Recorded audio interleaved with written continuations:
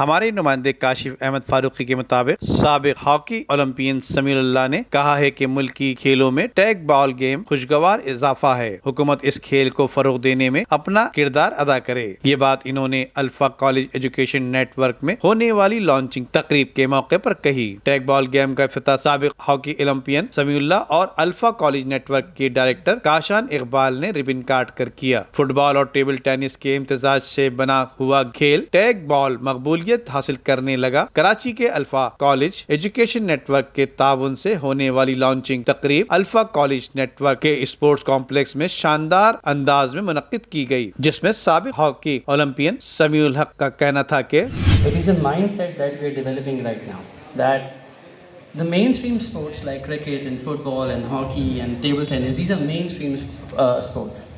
And our schools, our government bodies, our educational institutes, we spend heavily, we allocate a lot of funds on these mainstream sports like cricket and football. But all of these sports that are gaining popularity all over the world, they also need some attention from us. जबकि इस हवाले से alpha college के education network के director Kashan Iqbal ने बताया कि गैर निसाबी सरगर्मियां तालीमी इदारों में बेहद जरूरी हैं। टैग बॉल जैसे खेलों को प्राइवेट सेक्टर के साथ साथ हुकूमती सरपरस्ती की भी अशद जरूरत है। इससे उभरते हुए नौजवान खिलाड़ी को टैलेंट अपनी सलाहियत दिखाने में बेहतरीन मौके मैसर आ सकेंगे। नदीम सिद्दीकी, मेट्रो 7 पाकिस्तान।